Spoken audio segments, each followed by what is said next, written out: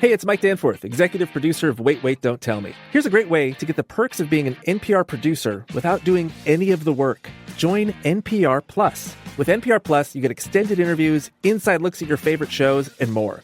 All while supporting NPR and never having to pull an all-nighter. Or if you work on one of the news shows, an all-morninger. Sign up at plus.npr.org.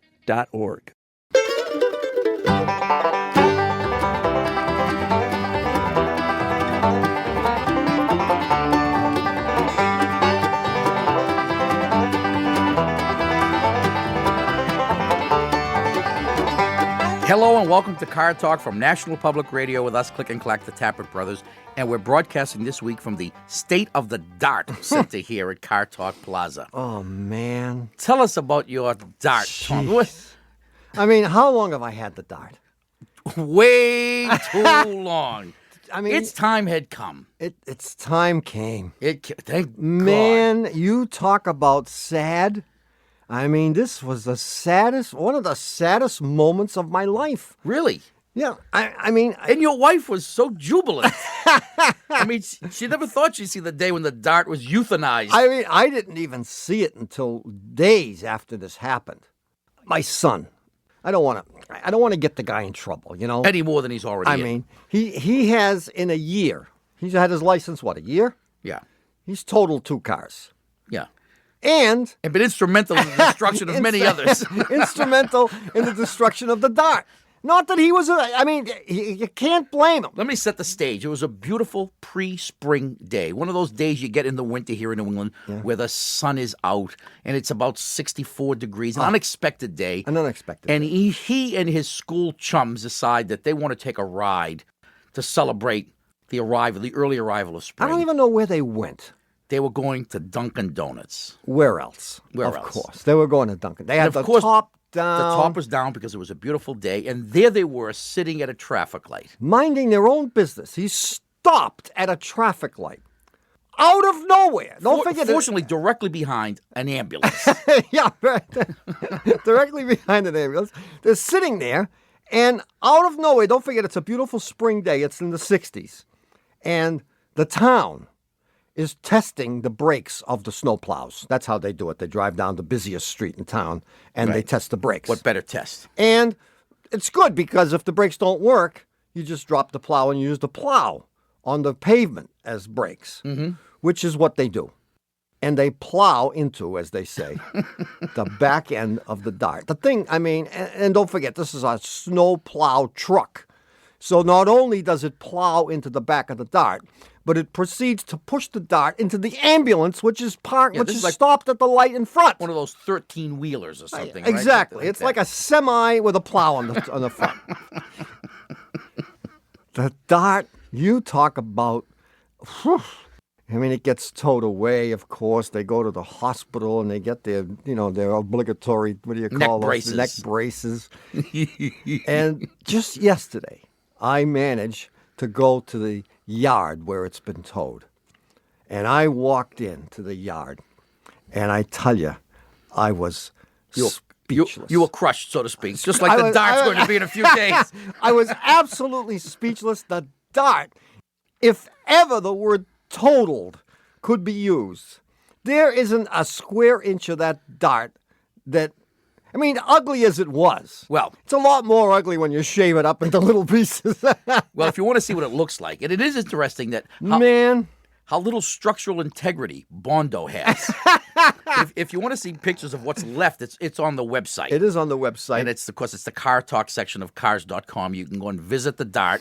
And my brother's been on every day visiting. Yeah, and I would like to know. I mean, here it is. It's still there in the yard where it got towed. And the question is, what do we do with the dart now? I mean, there have been several suggestions made that you might be interested in adding to. But the several suggestions that I can think of now are, one was, someone said we should take it and take little pieces of it and crush them up into little cubes or something and make it into paperweights. Yeah. That would be kind of demeaning, I think. Yeah, but we might make some money off it. We might make a couple of bucks out of it. A lot more than it's worth. And Tommy's idea was to shape the thing into a huge cube with a crusher and put it in his backyard. Yeah, I mean, I was going to build a giant altar. Yes. And put the dart on top of the altar so people could come and pray to the great god Dart. Draw. And people could come, with their crutches and their wheelchairs. And their slipping transmissions. And they could fix whatever. I think the dart has that power. Healing power. So, I mean, that was my idea. But if you have any ideas of what we could do with the remains of the dart, send us a little note. Stick it what? Where? There will be a place on the website, cars.com, Car Talk, and let us know what you think we ought to do with it, because it's not going to be there long. That's it. We hope. It's a sad day for me and a sad day for many. And he's been in mourning for weeks now. I have been in mourning. It's good to have you back, man. Oh, man.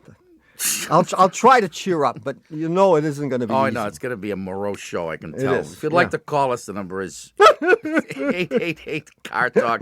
That's 888-227-8255. Hello, you're on Car Talk. Hello. I'm Marga from Sonoma, California. Marga? Marga. Marga. It should be Marga. I mean, of course, duh. Margot is a male name. It ends with an O. It's totally different. Yeah. Totally different. Just a different name altogether. Yes. Different root. Yeah. Yeah. But it is spelled just Marga, or is there an H, exactly a couple right. of H's That's in there? exactly how it's spelled. And where are you from?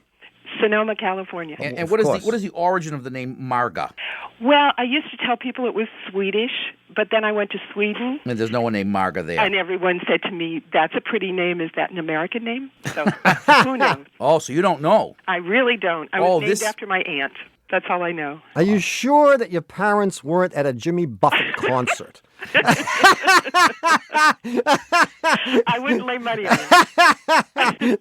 They may have been. They may have been. So what's going on, Marga? Well, I have a 1985 Nissan Stanza wagon. And I have a little bit of trouble making a right turn. I can't really make a right turn. I can go straight. I can make a left turn with no problem at all. Yeah. But when I go to make a right turn, it's kind of like a Big Mac truck that needs 3 lanes to do it. Oh. And it kind of veers to the right. Oh. And it's very, very hard to turn the steering wheel. To the right. To the right. To the right. The left, no problem. I can make it around town making all left turns. And 3 lefts make 1 right, so. Yeah. Yes, Yeah. yes. Like But 2 wrongs rights. make a right, too. Let's not forget that. So you go through 2 stop signs, it's the same as taking a right. So my question is this something that I can repair? Because I've been putting steering fluid into it leaks. It has been leaking for a long time. Oh, yeah, and the reason it leaks is because the bushings in the rack and pinion are so worn out that it's causing the rack to bind. This is very dangerous. Jeez, Marga, how long have you been doing this? Not long. No, you shouldn't do it a minute longer. Are we talking minutes, days, hours, weeks? It's been weeks, hasn't It's been it? months. Weeks. I'll tell the truth. All right, months. No, all right, months. Yeah, no, here's the it's thing. really dangerous, Marga. Yeah, I have another car, so Oh, I don't good. use it. But You got to fix it. no, but should I get it fixed or should I sell the ar? Well, you'd have to junk the car, I think. Would be Yeah. you couldn't sell it to him. How could they take a test drive? You'd say, drive down here and take a left. Okay, now when you get to the next corner, take another left. No, don't take a right because they're all Oh, yeah, dead there's ends. construction going on there. The street's all blocked up. How do you like it so far? See, it would be a challenge. It would be, yeah. It would be. So but you've got to get it fixed because eventually Yes. you won't be able to make left-hand turns either. And what's even worse is that if you ever had to make an emergency maneuver, We wouldn't do it. you wouldn't be able to do Yeah, it. and you could hurt somebody. Yeah, we don't want to do that. We don't want to do that. So, It's not worth it. Okay. If you are going to continue to drive it, I would tow it to your repair shop Uh-huh. and tell them to put a rebuilt rack and pinion in. A rebuilt rack and pinion. Yeah, and it's going to cost a few $100s. We have to warn you about that. Well, that's actually not as much as I thought. I thought it would be like in the thousands. No. I mean, it may turn out that you need a power steering pump or you need hoses too. I mean, that's a possibility. But just for the rack, it's probably $500 or $600 at the most. Oh, now first it was a couple hundred. That's a couple in mechanics. Well, talk. yeah. A couple in mechanics talk is $500, isn't it? Okay. It's under 1,000, so therefore it's a few $100s. Yeah, a couple of hundred. You just kind of round it up that way. We do. Okay. Yeah. Well, I appreciate that, and I think I may junk it, but... Yeah, you may want to. Well, but under no circumstances let anyone drive it. All right. I hear you. See ya, Marga. I'll swallow the keys. Okay, thanks for your call. Thank you. Bye-bye. Bye-bye. I wonder if her parents considered Rita as another possible name. Like Marga Rita? Yeah, or Vil. Her middle name could have been Rita. Maybe Rita. Maybe her middle name is Rita. And she never put the two things together. Hey, we've got more calls on the puzzler answer coming up right after this.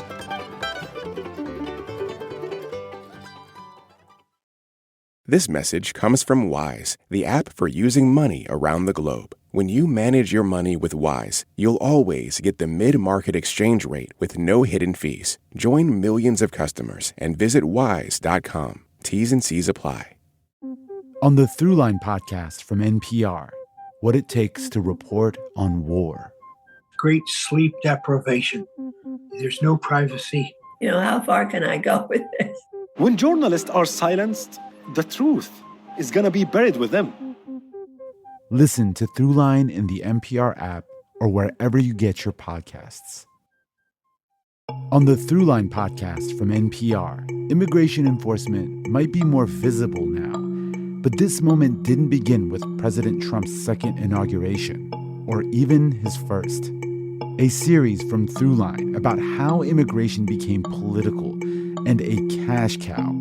Listen to Throughline in the NPR app or wherever you get your podcasts. America's global role is shifting fast. On Sources and Methods, we explain how and why. I'm Mary Louise Kelly. I've talked to spies. I've reported from war zones. I've interviewed ambassadors, generals, presidents. Want to understand what is happening around the world and how it affects us? Join me and my fellow reporters as we break it down for you. Listen to Sources and Methods on the NPR app or wherever you get your podcasts. Hi, we're back. You're listening to Car Talk with us, Click and Clack, the Tappert brothers, and we're here to talk about cars, car repair, and the answer to last week's puzzler. What was the question? Last week? That was last year. Here it is. You're going to remember this. Yeah, go ahead. Maybe. A guy came into the shop with his Volvo on the back of a tow truck. He walks in and says, I'm in trouble, guys. I need your help.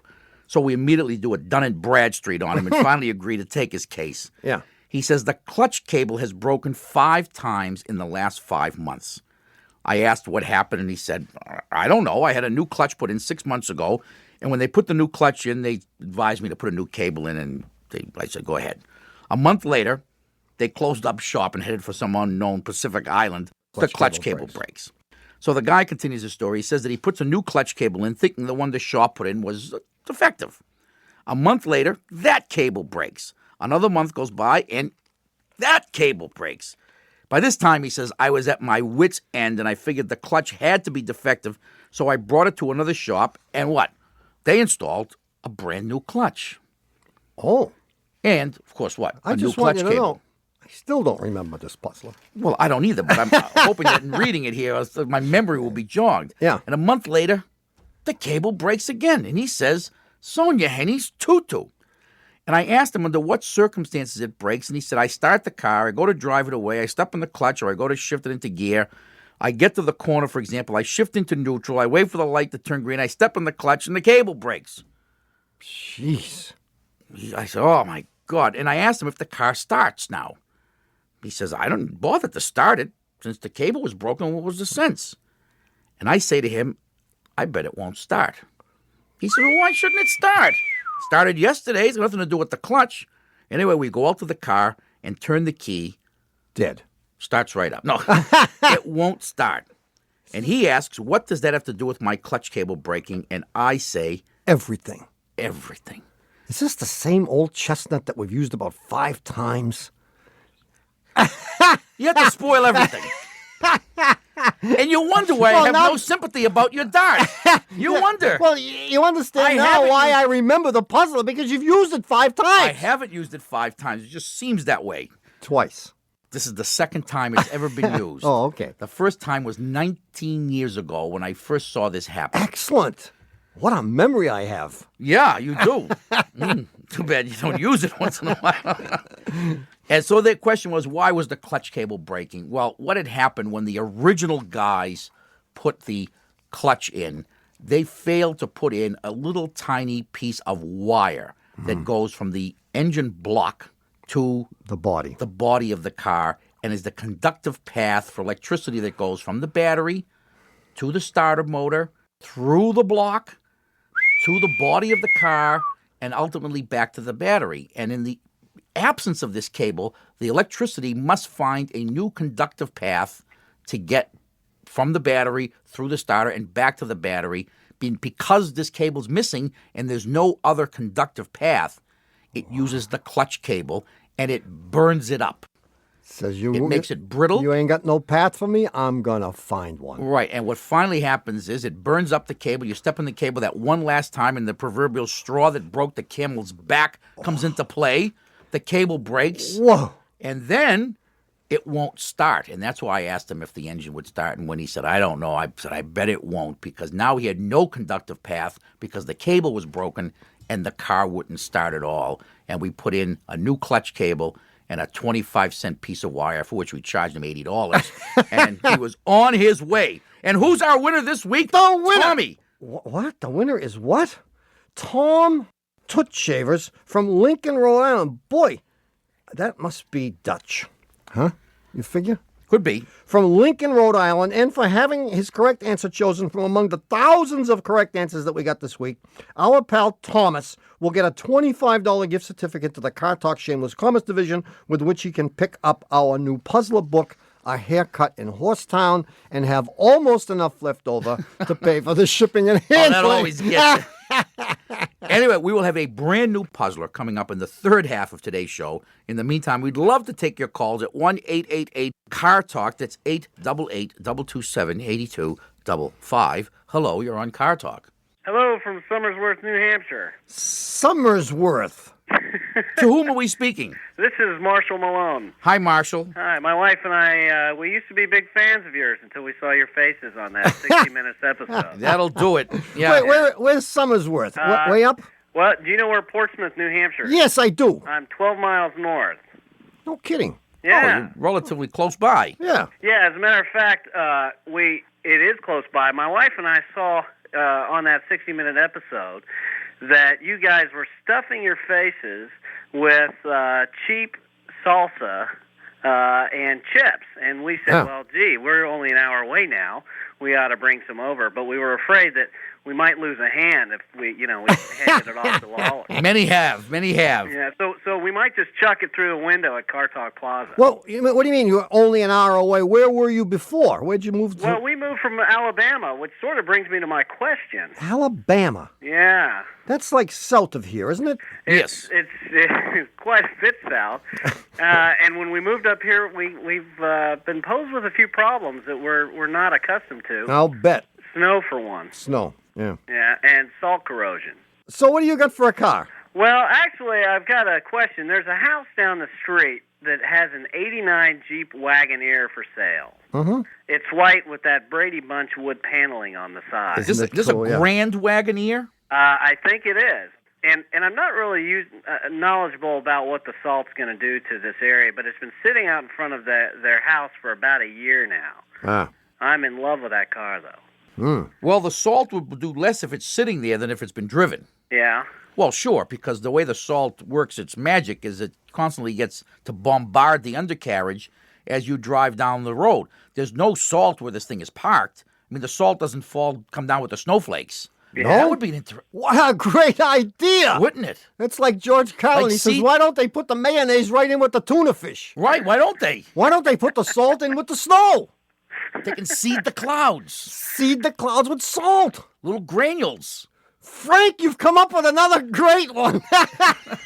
The body shops will love you. And all of it would melt as soon as it hit the ground. Exactly. Oh, man. Kids would get to see the snowfall, except it wouldn't collect. It would be perfect. Wow. I'm going to get right to work on it. I haven't got time to talk, Marshall. No, but the truth is the fact that this thing is sitting there in someone's yard hasn't been detrimental. In fact, it's been beneficial to it. Yeah, it has. Really? Yeah. Well, but it may be sitting there because the engine's seized, or the engine may be seized because it's been sitting there. Well, they say they've got a new engine and a new transmission on it. Oh, you've talked. Well, I called them, and there's a sprinkling of surface rust around the car. Yeah. And I've seen this, and I think I can needle them down to about 2,800. If the rust is just like the stuff that you can see on the outside, the superficial stuff on the body, that's okay. You just want to make sure that it isn't structural, so that the frame itself is not rusted through, and things like brake lines and gas lines are not rusted through. But that stuff is easily fixed. You want to make sure that the body is all right, not going to rust away, and more importantly, the frame is not going to break in half, which it probably won't. The frame is the big issue. You want to make sure, naturally, that the engine and transmission are still usable. Even though they claim that they've been rebuilt, they may have been rebuilt badly, and that's why they're not driving it anymore. So don't just forget about it and buy a Dodge Durango. I need to. No, you don't want to do that. No, I think you should. This is a nice vehicle. You're going to love it. Yeah? But you do have to be a little careful because it's been sitting there for a year, not for no reason, obviously. But that is a nice vehicle, and everyone who has ever owned one of those has loved it. Great. For 2 months. See you, Marshall. Thank you, gentlemen. Good luck, man. Bye-bye. Bye-bye. Going from Alabama to New Hampshire, that must be an interesting cultural shock. I bet it isn't much of a cultural shock. I'm wondering about that. No.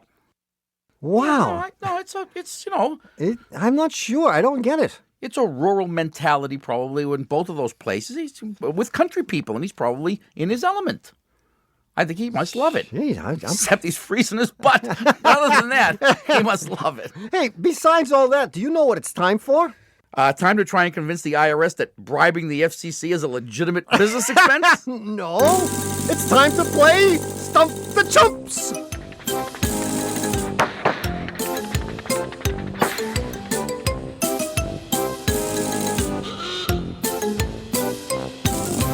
Well, every once in a while, we let a previous caller back onto the show to find out whether our advice was good, bad, awful, horrendous, libelous, or whatever. So who's this week's contestant? This week's contestant is Alison, whom I don't remember, a wee Scottish lass living in Denver, Colorado. I'm beginning to remember her. I have no recollection. We have notes here, though. Don't worry. She called us a few months back because her 94 VW Golf was having trouble starting in the mornings. Yeah. It's like, okay, but does it crank slowly or does it crank at the regular speed? Here's regular speed. Here's slowly. Slowly. Oh. Tell me you want your money back on the spark plugs, the wires, the cracked breather. The breather. And everything else they might have done. The breather. If you told them that. So once we overcame the language barrier, the breather, what did we tell her to do? We told her to have the battery, the starter, and the charging system tested because it sounded to us a lot like a bad battery. It sounded like it would start the car once, but not have enough juice to start it a second time if it stalled. Well, let's find out. Alison, how's your breather, lass? Hello, guys. My breather's fine. Thank you very much. Okay, Alison, before you tell us anything, tell us whether we have to do the common Miranda thing. Have we ever spoken to you about this since that last phone call? I've not heard from you guys at all, no. And do you swear that you have not been influenced by us, our staff, or the Denver Bagpipers local? No, huh? No. No. Good. So what happened? Well, what happened, I took the car and I checked out the battery, the alternator and everything. Yeah. And you guys were right, the alternator was dodgy. Yay! We got one right! You did. So you had the alternator replaced? Yeah, and then a week later, the oil pump failed. Ah, well. That's just bad luck. Yeah, I'm just going to get a new engine by the time I'm finished. Anyway, we haven't talked to you in quite a while. How are things going in Denver? Things are going well in Denver. It's still beautiful and working hard. So, yeah, You're things working. are great, and I've had so much feedback from the first time I was on. Really? That it's been really flattering. It's been lovely. Did you meet any fellas yet? A few nice gentlemen have been in contact, and How nice. yeah, it's been really sweet. It's been really lovely. Well, great. I Thank wish you the you. very best, Alison. Thank you very much. And thanks for coming back. No problem. And don't lose that accent. It's charming, and good luck with your breather. Thanks, guys. See ya. Bye-bye. Bye-bye. All right, it's time to take a short break. You've been working way too hard. So that means when we get back, you're gonna like knock our socks off with this week's brand new puzzler. Sure, do it again. Try it. I can take it. Right?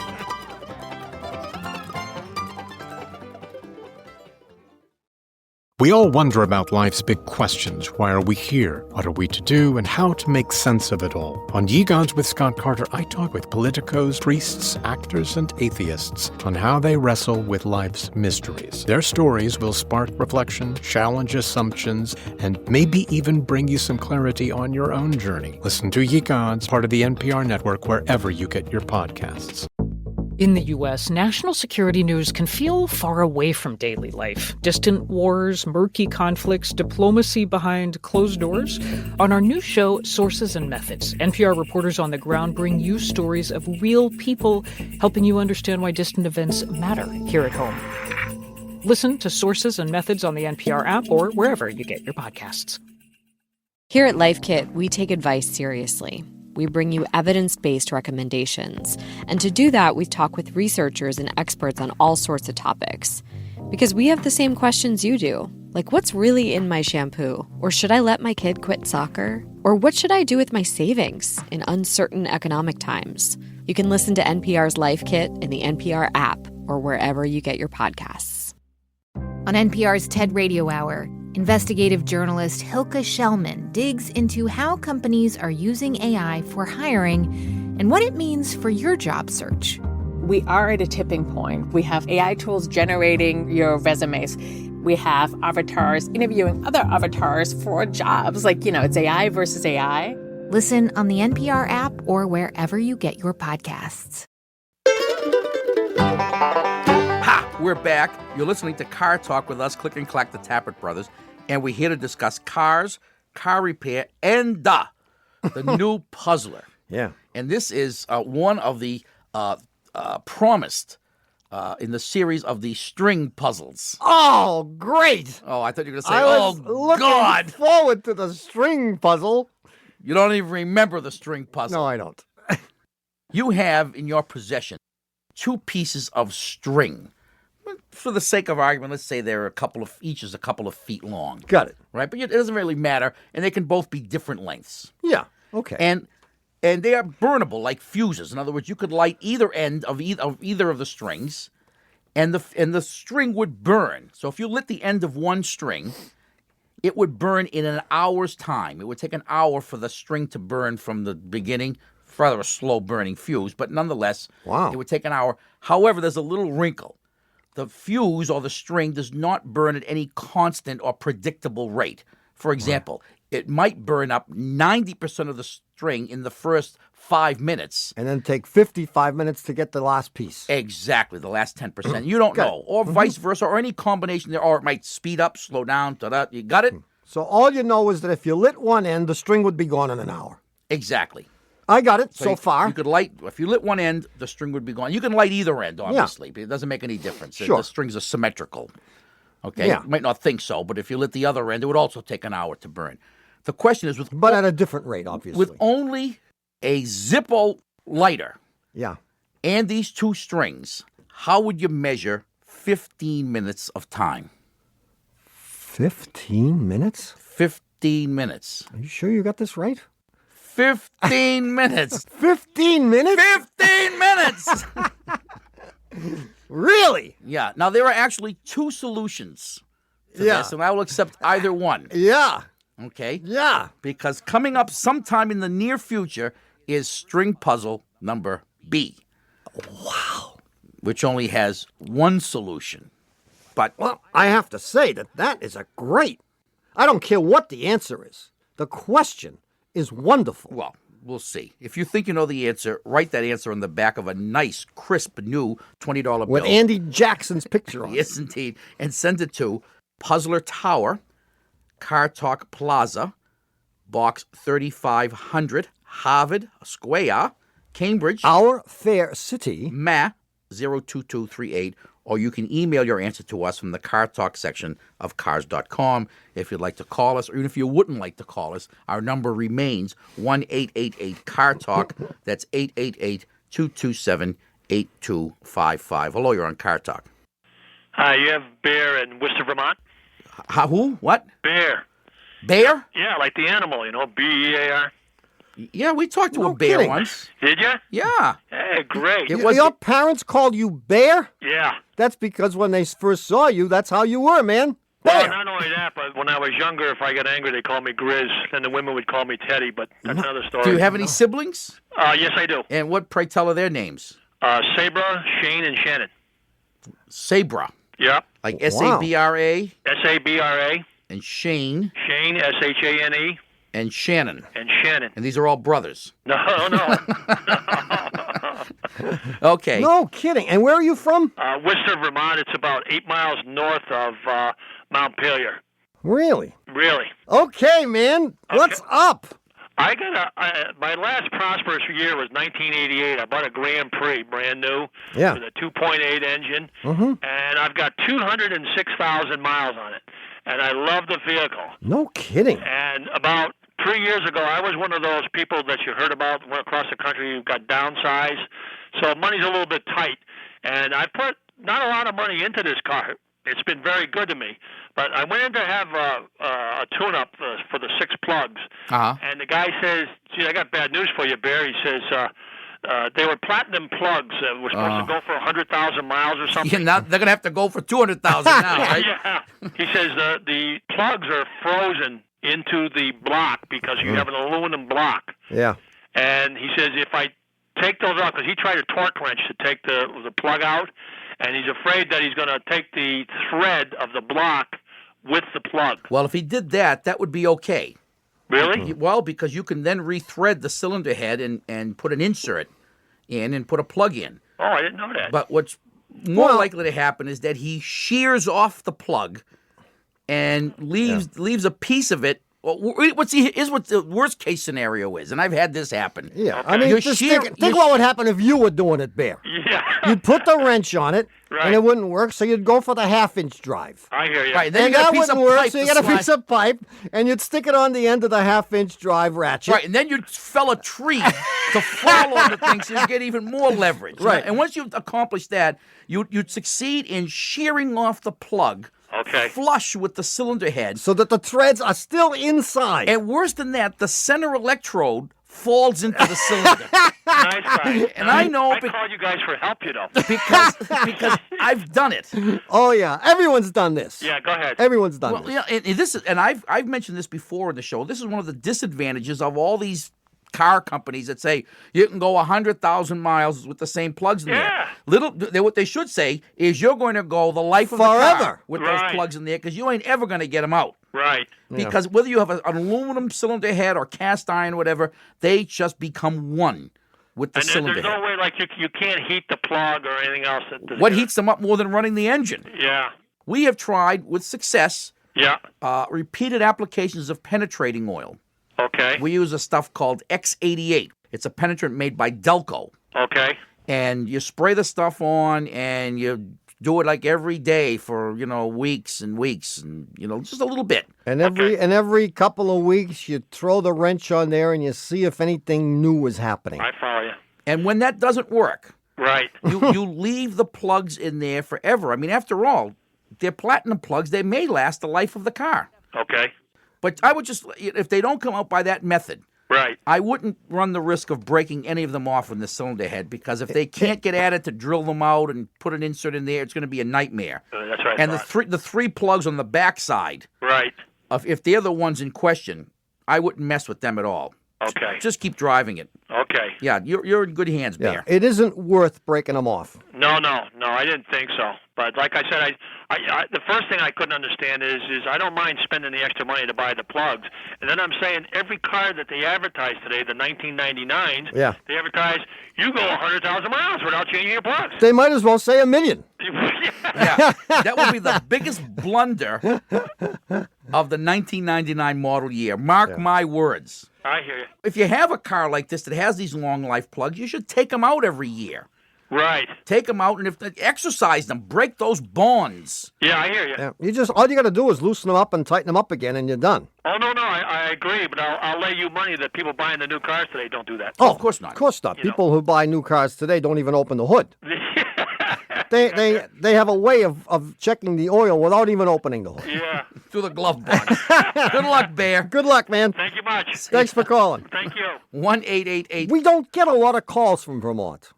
Or from bears. Or from bears. We've had a few snakes called, but not too many bears.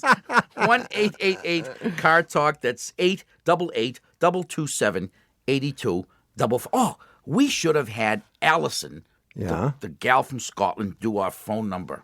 Oh, man, call her back. Right? We should have everyone who's on Stump the Chumps do our phone number. Think about how much time it would save you. Especially her with her beautiful accent. Oh, man. Next time. Yeah, okay. Hello, you're on Car If not, we'll get Sean Connery. There you go. He's Welsh, you know. Yes. Hello, hello. Anyone there? Hi, it's Alison again from Denver. Alison from Denver. Alison!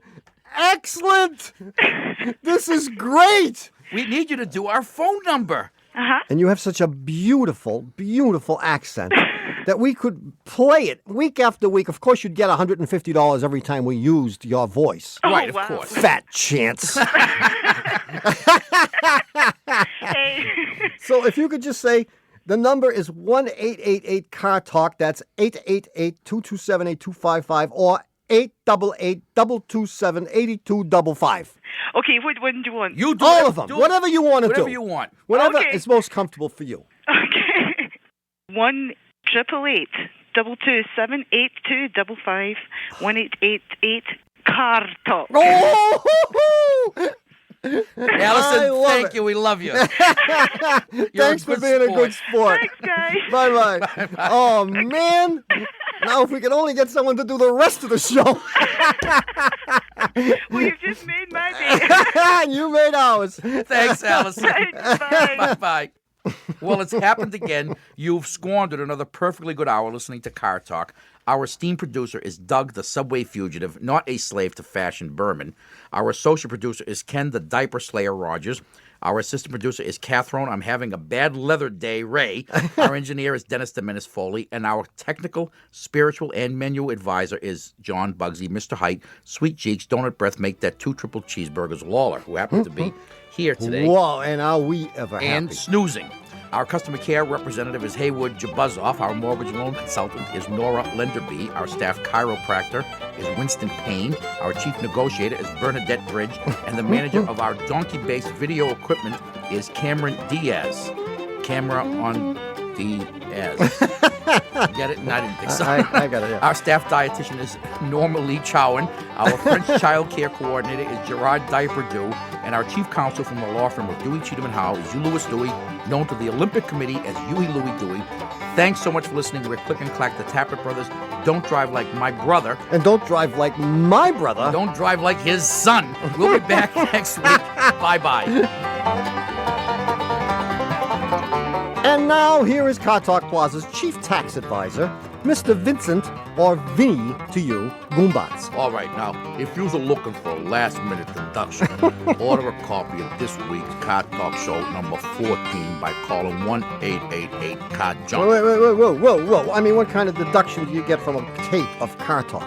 Well, here's one. If you're the host of Car Talk and you are a moron, then therefore Car Talk must be hosted by a moron. How's that for deduction? Vinny. Hey, don't forget, you can also get our new puzzler book by calling the same number, 1-888-CAR-JUNK, or by visiting the Shameless Commerce Division at the Car Talk section of cars.com. Want to hear some other deductions? No. Car Talk is a production of Dewey, Cheatham and Howe and WBUR in Boston. And even though the Breitling team claims that we provided the hot air that allowed their balloon to circle the world, this is NPR, National Public Radio.